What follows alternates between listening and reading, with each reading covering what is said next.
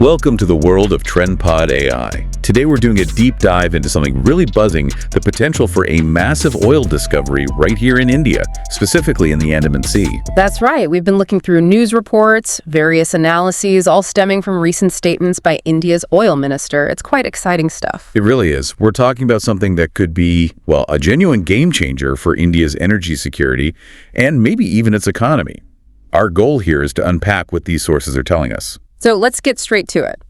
The core news, according to these reports, is the minister, Hardeep Singh Puri, saying India is very close to a major find. And not just any find. He specifically used the term Guyana scale, didn't he? Exactly. Guyana scale. That's a very deliberate comparison. The reports also mention a huge figure he floated, potentially 184,440 crore liters of crude.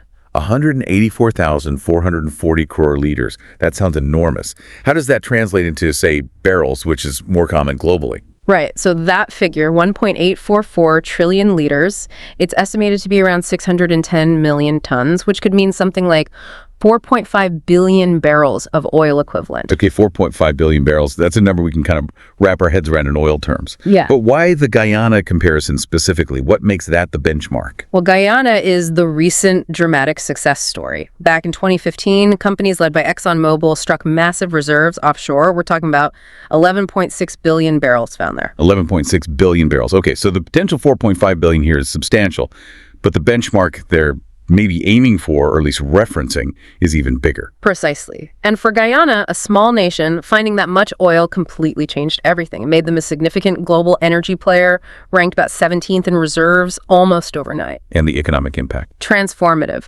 Reports mentioned their GDP growth hitting something like 60% in a single year at one point, driven by oil.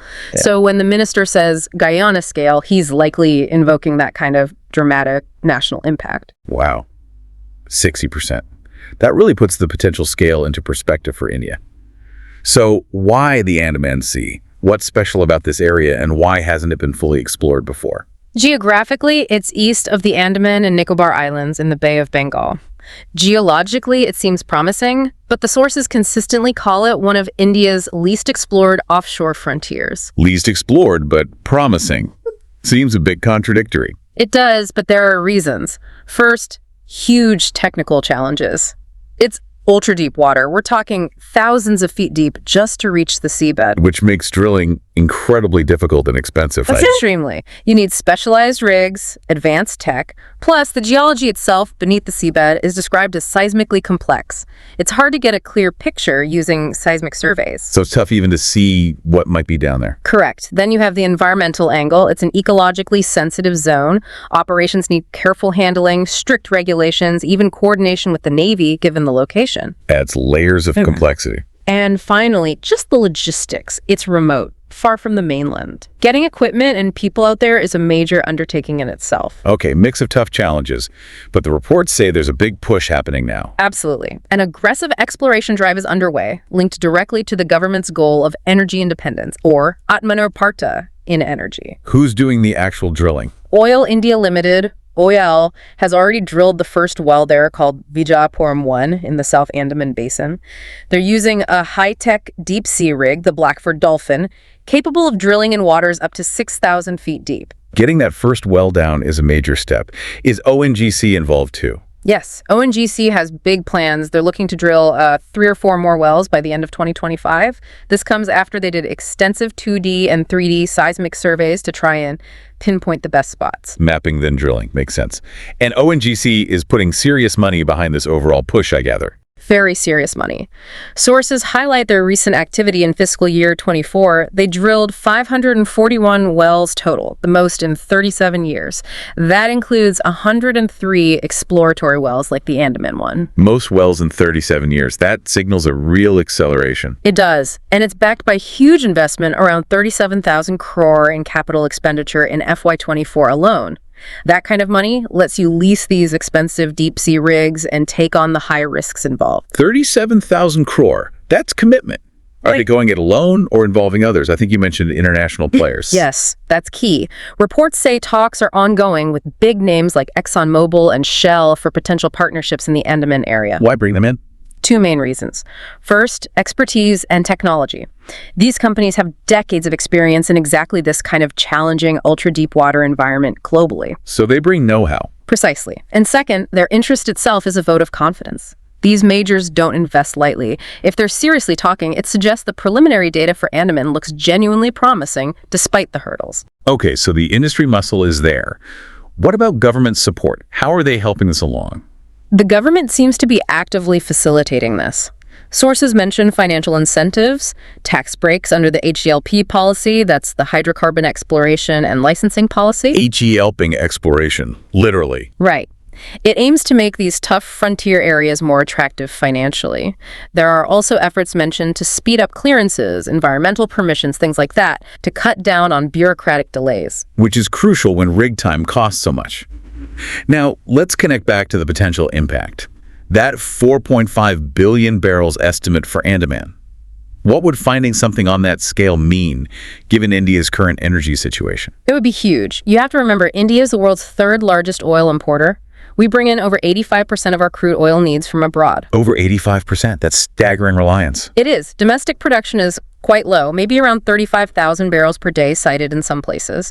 So India spends billions and billions in foreign exchange, mostly dollars, every year buying oil. So a big domestic find would directly save those dollars. Absolutely. It significantly reduces that import bill, strengthening the economy. It feeds into goals like becoming a $20 trillion economy.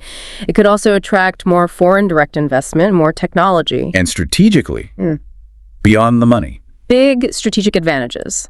Less dependence on imports, often from volatile regions, means greater energy security, more resilience against global price shocks or supply disruptions caused by conflicts elsewhere. It offers stability. Makes sense. Security and stability. It all sounds incredibly positive, but we know there are big ifs.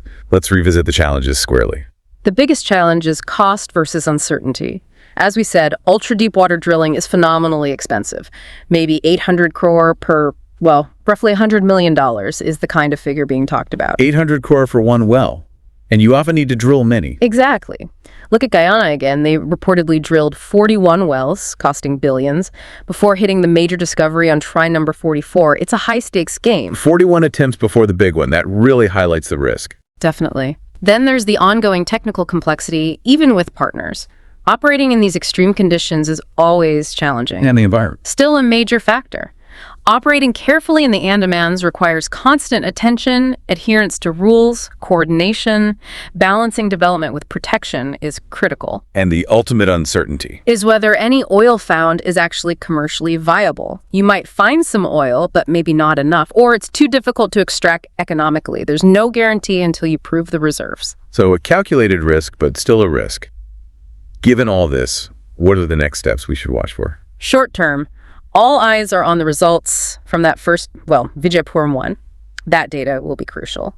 And ONGC gearing up for their drilling campaign later in 2025. Analyze, then drill more. Exactly. Medium term, if they confirm good discoveries, then you enter a phase of planning, final investment decisions, and building the infrastructure needed to actually produce the oil. That takes years and billions more. A whole new level of activity. And long term, if it all comes together, if significant reserves are tapped, then you're looking at potentially transforming India's energy landscape, reducing import dependence, boosting the economy for decades. Okay, quite a journey we've taken there.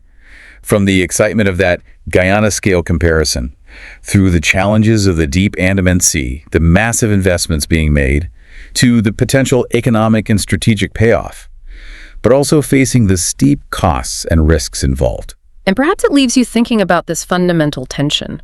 For a nation striving for energy security and economic growth, how do you best manage the push to develop resources in ecologically sensitive areas like the Andamans, ensuring that progress today doesn't compromise the environment for tomorrow? A critical question indeed. Thank you for joining us on this deep dive into the prospects beneath the Andaman Sea. We hope this gave you plenty to think about.